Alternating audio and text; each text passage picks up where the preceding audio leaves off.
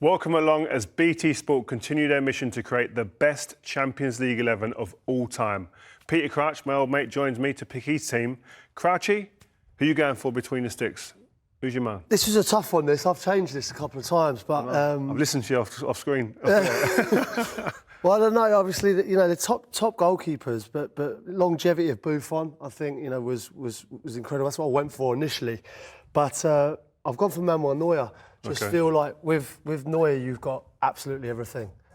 Someone as commanding, as big and as confident, and, his positioning's good. He's always on the edge of his box, I feel like he is probably the best goalkeeper out of certainly of those four. And I think of Champions League of all time, it might raise a few eyebrows, but I think he's the best goalkeeper.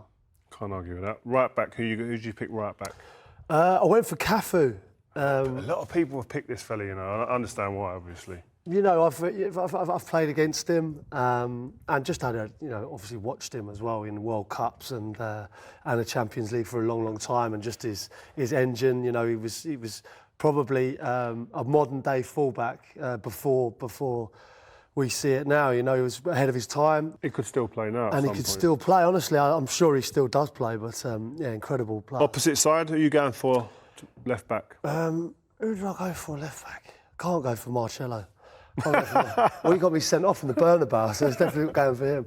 Roberto Carlos is the man that I'm going for. Same as me. Similar situation. Like I would have liked to have seen him maybe in a weaker side, like defensively, not as good as Cafu maybe, but offensively, absolutely unbelievable. Obviously, the free kicks were an added bonus. He probably didn't score as many as people thought, but the ones he did score were absolutely incredible. But yeah, just a talent, something different to what we see in this country. Difficult to leave Ashley Cole out because playing with Ash as we have, top player. 8 out of 10 in every single game, top player, but Roberto Carlos gets it for me. I saw you mention Ramos as your first centre-half earlier. You still staying with that? Staying with Ramos, yeah. I apologise you didn't get the call up for this one, Ree. I was going to speak to you about that off air. No, listen, I'm happy to play second fiddle, third or fourth fiddle to these guys. The reason behind Ramos is, just a born winner. Listen, having been on the side of Liverpool and watching Liverpool, obviously wanting Liverpool to win Champions League, obviously what it did to Mo Salah, lots of people would... it might cost him, but that for me just embodied what he's about. He's win at all costs, and I think if I was a manager or a fan, there's no one I would rather have at centre half than Ramos, just a born winner, and I think he's proved that with the amount of Champions Leagues he's won. His CV speaks for itself, and a top defender. So partnering Sergio Ramos in centre of defence, who's that? I've gone with Maldini. Oh, he's in everyone's team. He's in everyone's team. Is he? He's in everyone's team. I mean, listen. I've had the privilege to have shared a pitch with someone like Maldini. But growing up, I mean, the AC Milan team. I loved Italian football back in the day when we used to watch it, and he could play anywhere, centre half, left back, and just an absolute class act. You played against him. What was he like to play against? You know what? Obviously, it was later on in his career when I played against him. But just the reading of the game, he was never caught out of position, even when he was playing at 37, 38 years of age. Just as we can see with the clips here, his timing of his tackles, the reading of the game, just how comfortable he was in the ball, and he's a good-looking fella to boot as well. Everyone's mentioned that as well, funny enough. Just a class act, isn't he? And I think when you think of Paolo Maldini, I think he embodies the Italian national team. Fantastic defensively, very rarely gets beaten, and a serial winner.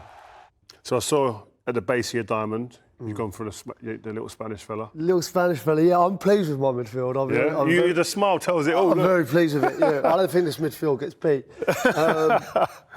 Honestly, I don't think it really matters what else I pick. This midfield, like with Xavi at the base of it, I remember playing against it a few times, but the one sticks out in my mind was against Spain.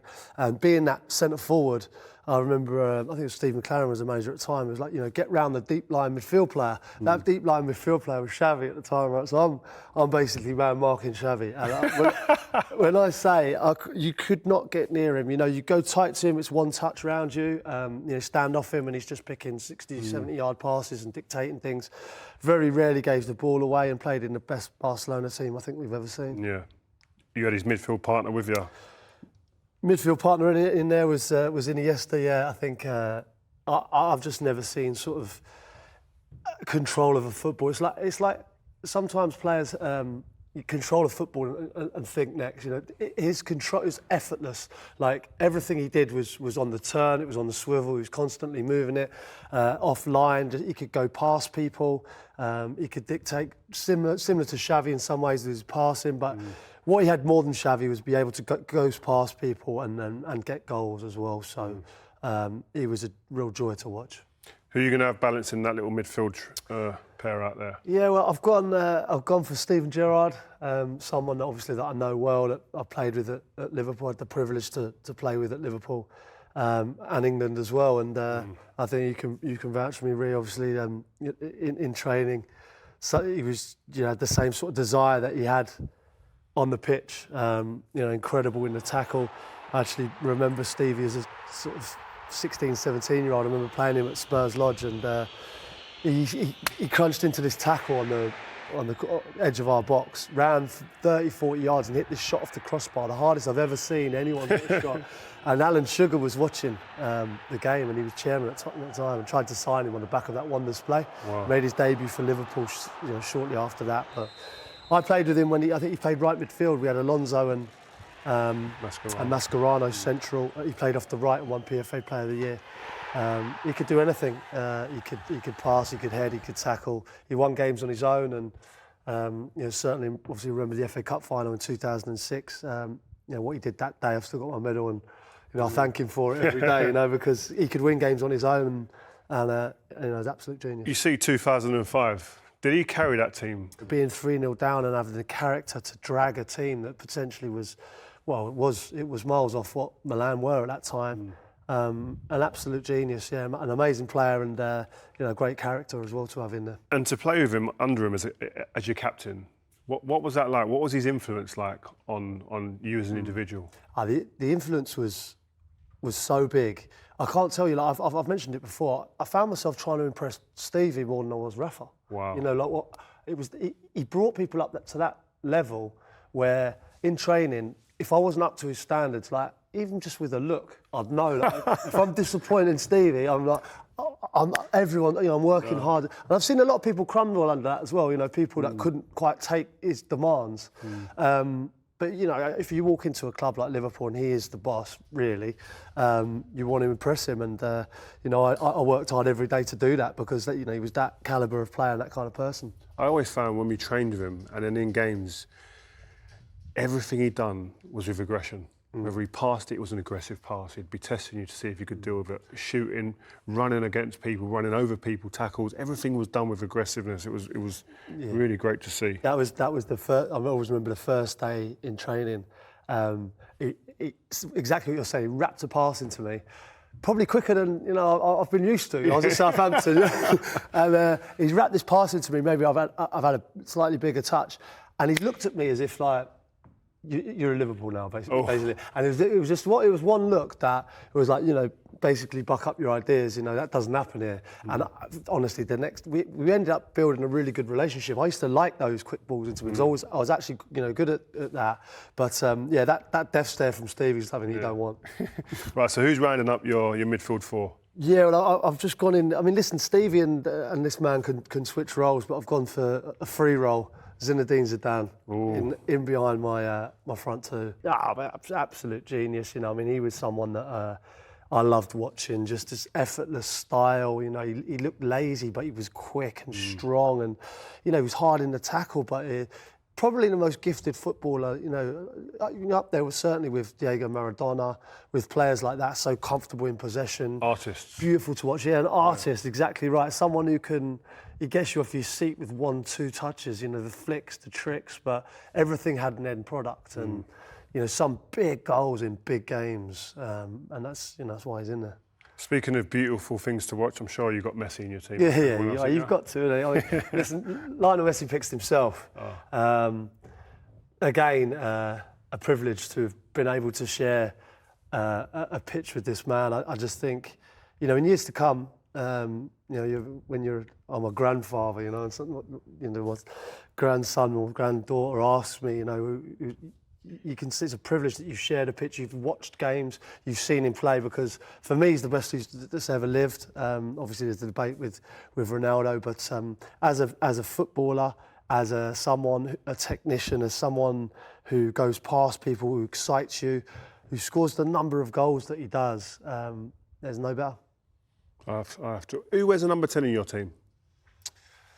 What was it? Messi or Zidane? Yeah, it's a big shout. I don't think you can. I think you've got to give it to Messi, haven't you? It's iconic. Yeah, I think Zinedine won't be too happy, but You've got to deal with it. Yeah, cutthroat decisions, aren't they? Right, so round it off, we've got Cristiano Ronaldo up front. Yeah. What is the one or two things that stand out about him for you? I think his whole journey, really. I mean, he's the greatest goal scorer that's ever lived, and that's fact, because that is what the stats say. That is, the games he's played, the amount of goals he's scored. I remember playing against him early days, under 21s, Portugal. We had Quaresma on one wing, Ronaldo on the other. I think our fullbacks were Konchesky and J. Lloyd Samuel at the time. I felt sorry for him every day. They were passing to each other. I remember Quaresma passing to Ronaldo controlling it on his back, popping it up on his back, and then getting it at the fullback. And I've never seen anything like it. But that's what he's like. Obviously, really, he went from doing things like that, tricks, like a bit of a show pony, to then developing into the player that he became, which was a relentless goal scorer. Someone that obviously has worked his game. You know more than me, but I remember him when he first arrived in the Premier League. It was all flicks and it was beautiful to watch and it was skillful. But then to go from that to bang 40 goals a season every year minimum for however long he's done it. It's unbelievable. You happy with your team then? I'm over the moon. That team beats anyone else's team, I'm telling you. I'm going to put my team up on the screen. We're going to have a little battle about this. But listen, thanks a lot, Crouch. You really enjoyed Pleasure. it. Top man. Disagree? Pick your team at btsport.com/immortals.